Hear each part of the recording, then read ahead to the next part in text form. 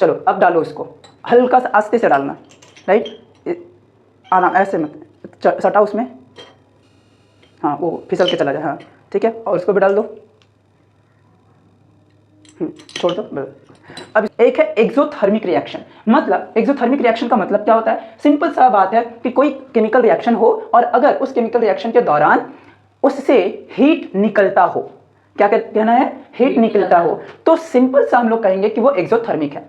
In future अगर हमें कोई गैस दिया जाता है और बोला जाता है कि इस गैस का आइडेंटिफिकेशन करो, आइडेंटिफाई करो ये कौन सा गैस है, बस तुम्हें हिंट दे दिया जाए कि जो ये गैस है इसको अगर माचिस के तीली से जलाओगे तो ये पॉप साउंड के साथ फटेगा।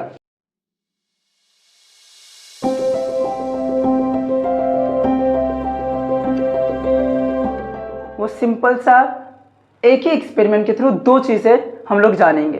पहला तुम लोगों का चैप्टर है क्या, hydrogen as well as chemical reaction.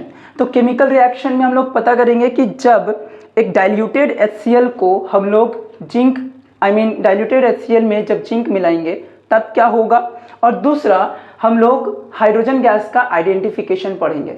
मतलब कोई केमिकल रिएक्शन करते हैं हम लोग तो वहां पे क्या होता है, गैस इवॉल्व होता है, आइदर गैस मतलब बहुत सारे कंडीशंस होते हैं, बहुत सारी चीज़ें होती है, गैस इवॉल्व होना, हीट मतलब रिलीज होना, हीट लेना, ये सब होता रहता है ना। तो इसमें से आज का जो टॉपिक है हमारा, आज का दो टॉपिक है, एक है एक्सोथर्मिक रिएक्शन। मतलब एक्सोथर्मिक रिएक्शन का मतलब क्या होता है, सिंपल सा बात है कि कोई केमिकल रिएक्शन हो और अगर उस केमिकल रिएक्शन के दौरान उससे हीट निकलता हो, क्या कहना है, हीट निकलता हो, तो सिंपल सा हम लोग कहेंगे कि वो एक्सोथर्मिक है। और इसी रिएक्शन में एक और चीज का आइडेंटिफिकेशन भी करेंगे और वो है हाइड्रोजन गैस। तो इन फ्यूचर अगर हमें कोई गैस दिया जाता है और बोला जाता है कि इस गैस का आइडेंटिफिकेशन करो, आइडेंटिफाई करो ये कौन सा गैस है, बस तुम्हें हिंट दे दिया जाए कि जो ये गैस है इसको अगर माचिस के तिल्ली से जलाओगे तो ये पॉप साउंड के साथ फटेगा, पॉप साउंड के साथ जलेगा।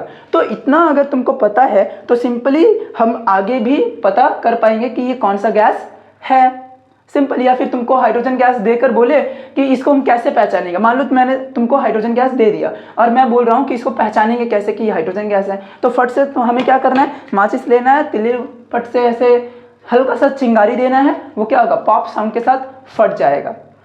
तो आज का जो है कौन करना चाहेगा रिएक्शन, ये ग्लव्स पहन लो फट से, और लेफ्ट हैंड से जो है इसको एकदम ऐसे छूना, मतलब यहां से निकालना है और यहां पे डालना है, इधर उधर कहीं नहीं हाथ लगना चाहिए। ये हाथ डालो, उसमें डालो, थोड़ा जल्दी करना।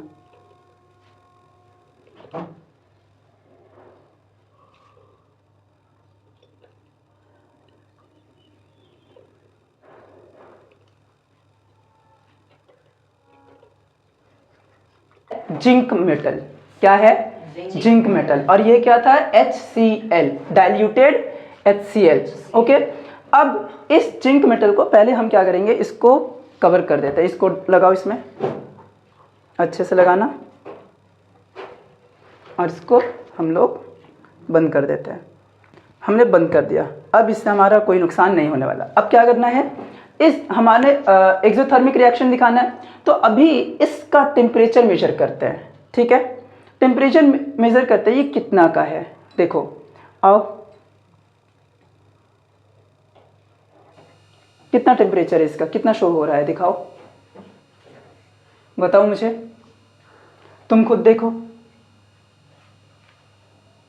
ऐसे करके नहीं, एटलीस्ट थोड़ा ऐसे देखो, कितना है, दिख रहा है, ये है थर्मोमीटर, कितना है, क्या है ये, थर्मोमीटर, लेबोरेटरी थर्मोमीटर, इसका नाम क्या है, लेबोरेटरी थर्मोमीटर। ओके, तो कितना डिग्री टेम्परेचर है, 31, श्योर तो, ओके।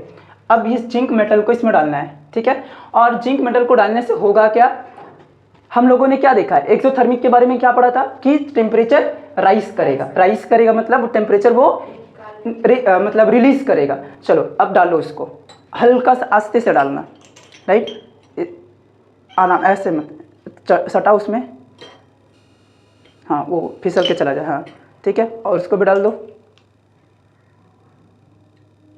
छोड़ दो बस। अब इसको थोड़ा सा हम लोग घुमाते हैं, ओके। चलो तुम खुद घुमा लो।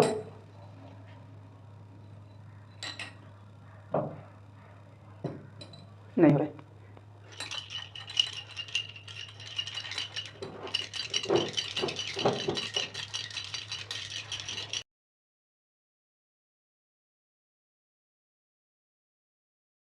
होता था 30 डिग्री सेल्सियस, ठीक है, 30 के आसपास अप्रॉक्स था, वो रूम टेम्परेचर था। और अब इसका टेम्परेचर देखो कितना है, कम, सी जैसे क्या हो रहा है, डाइल्यूटेड HCl के साथ जिंक जो है वो रिएक्ट कर रहा है, और रिएक्ट करने के बाद इसका टेम्परेचर राइज कर रहा होगा। कितने का है? 40 डिग्री सेल्सियस, राइट। इसका मतलब सिंपल सा है कि अगर कोई बहुत कुछ ऐसा केमिकल रिएक्शन होता है जहां पर टेम्परेचर जो होता है खुद ब खुद राइज करता है, राइट। और यहाँ पे एक और आइडेंटिफिकेशन मैंने बोला था कि हाइड्रोजन गैस को आइडेंटिफाई कर पाएंगे हम लोग, तो इसका काम तो हो गया। देखो इसका टेम्परेचर तुमने दिखाया, ये हो गया हमारा। अब हम लोग हाइड्रोजन गैस का आइडेंटिफिकेशन करेंगे, मतलब अगर डाइल्यूटेड HCl में या सल्फ्यूरिक एसिड में, डाइल्यूटेड सल्फ्यूरिक एसिड में जिंक मिलाएं तो क्या होगा, वो हाइड्रोजन गैस इवॉल्व होगा। वो भी इसमें हम लोग कर सकते हैं। कैसे?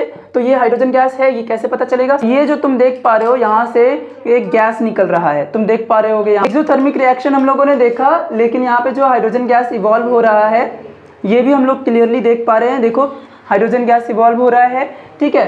तो ये हमारा कंप्लीट हुआ।